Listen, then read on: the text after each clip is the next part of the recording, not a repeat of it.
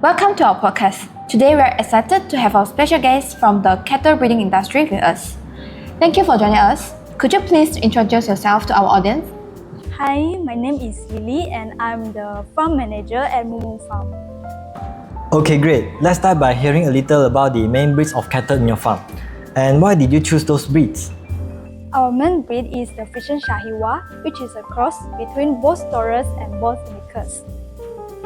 Bos Taurus is the European breed like Frisian or Holstein, and Bos Indicus is like Sahiwa or Red Simhi. This cross performs very well for us because it combines heat tolerance, disease resistance, and a high milk yield over a long lactation period, around 300 to 320 days. That's interesting. What types of breeding methods do you currently use on your farm? We use artificial insemination exclusively. We don't use natural bull mating. Each year, we purchase semen from different countries, such as Australia or New Zealand, so that we can undergo artificial in farm. Oh, so there is a structured system behind its life. Yes, it requires proper planning, monitoring, and timing. I see. So with all that planning and timing involved, do you apply any genomic selection or genomic tools in our cattle breeding program? At the moment, we are not using any genomic testing or genomic tools. However, we do rely on pedigree records where we track the dam sire, grandsire, grandparents, and so on. For dam selection, we focus on production performance, such as how much milk the cow produces, how long she can maintain a good yield, and her peak production period. For selection, we look more at physical traits, such as coat color, body condition, structure, hind limb formation, and udal ligament range. These traits help us choose animals that can reproduce well and produce good quality offspring. So, what are the major challenges you face in maintaining and improving your cattle breeds? One of the main challenges is accessing good genetics. Malaysia dairy sector is still developing, so we don't really have a strong local genetic base yet. Because of that, most of our genetics are imported from places like the US, Australia, and New Zealand. So basically, local genetics aren't established enough, so you all still rely heavily on the imported lines? Exactly. Many farmers bring in the cattle from overseas and continue the breeding programs here. But one issue is that the bulls used for natural mating on local farms are not always properly selected. Important genetics like US, semen, or bulls are truly evaluated and classified before they are sold. But here, our selection practices are still developing. So farmers end up choosing based on mostly what's written on the catalogs? Yes, that is the problem. Instead of using a systematic evaluation, many still depends only on catalog information.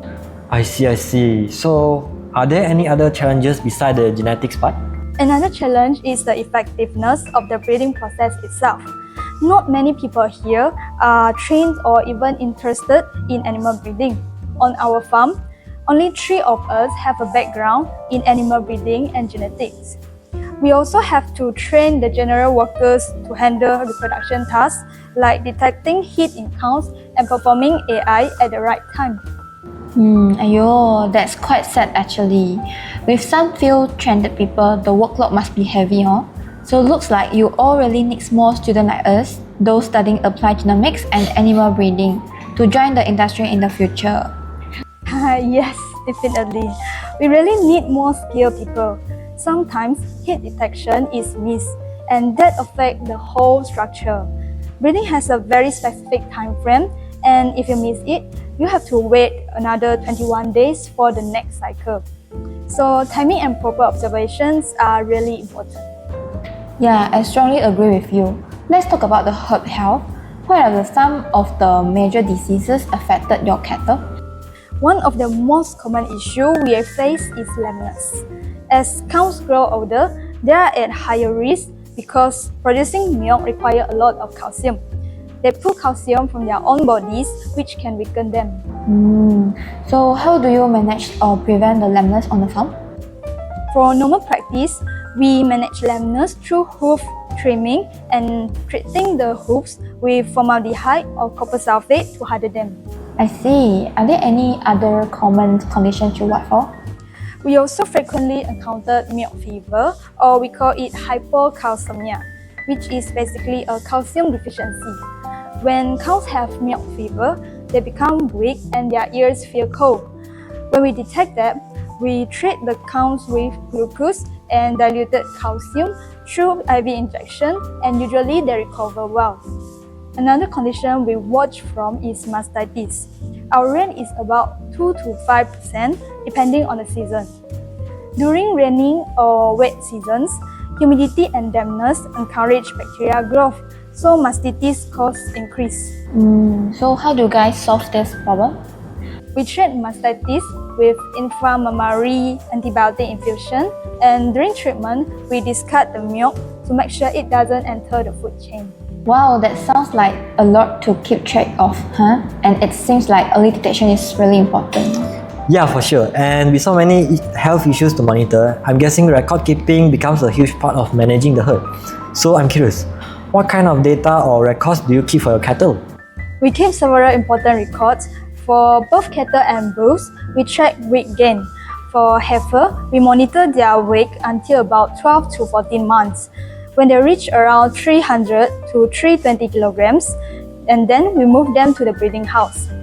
For bulls, we continue weighing them monthly until they are sold. We usually sell bulls at around 200 kilograms, which they reach at around 8 to 9 months old.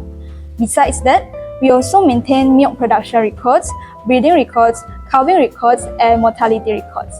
Damn, there's a lot of data to keep track of, but it makes sense. Every number tells a story about the herd. Yeah, running a farm sounds way more like running a business than people realize. So what are the main challenges your farm faces throughout the year, especially when it comes to feed supply, labor, or even the seasonal changes? Feed supply is definitely one of the biggest challenges. We import corn from Brazil and soy from Argentina. The supply is stable, but the cost is very high, especially with taxes and tariffs. Feed costs alone take about 76 to 82% of the farm's income. Wow, that's a huge portion, huh? Nearly the whole earnings. Yeah, labor is another challenge. Some workers are here just for the salary, but only a few really care about animal welfare. Out of 40 workers, maybe 3 or 4 are truly passionate about livestock care. Only 3 or 4? That's surprisingly little. Yeah, passion is rare. We need people who are willing to wake up early and really want to take care of animals, not just do the bare minimum. Seasonal change also affects us. From now until March, Sabah gets a lot of rain, which is good, but the dry season is difficult because water becomes limited and the grass growth slows down. Our cows rely heavily on grass. It is about 70% of their diet, needing 20 to 25 kilograms per day. So in dry months, we have to water the plot constantly to keep the grass alive. Yeah, I see. And I strongly agree with it, especially with the labor and the grass. And I would like to ask, do you plan to adopt more genetic technologies in the future, like for example, embryo transfer or genomic selection? Yes, for embryo transfer, we are actually working together with the US. Right now, we are planning to import a few embryos so we can start doing embryo transfer on our own cows here. It is really like a fast-forward method to improve milk production. We are in discussion with our partners in US to have the embryo produced there and then send over us to implant. At the same time, we are training our workers here so they understand what embryo transfer is and how to perform it properly. And honestly, genomic selection is something the dairy sector really needs. But I'm not too sure how much people in Sabah actually know about it. You all, as students, at least have the background and a good idea of what needs to be done. Thank you so much. We'll try our best. In the future, we definitely plan to go into genomic selection as well, especially since we are expanding the farm. For us, it is not just about increasing the number of cows, it is about improving the quality of the cows. Since just now you mentioned future plans like the embryo transfer and genomic selection, So now I'm curious, do you also collaborate with any local universities or research institutions to support genetic improvement or any disease resistance work?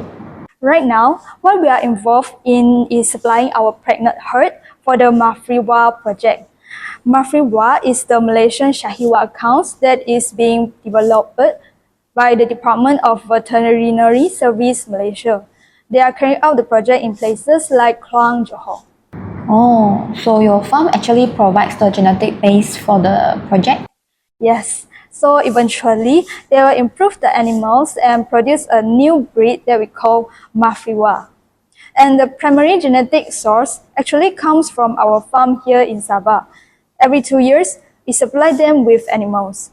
For example, in 2023, we supplied 60 egg counts, and this year we will be supplying another 60 that will be flying to Johor on the 25th of November. We will do another shipment again in 2027, but it is not really a collaboration because they don't actually share their finding with us lah. They are basically just buying the genetic resources from here. I see. Thank you so much for sharing your insights with us today. And this really helped us understand your breeding program and your roles in national projects more clearly. You are welcome, and thank you for having me in showing interest in what we do.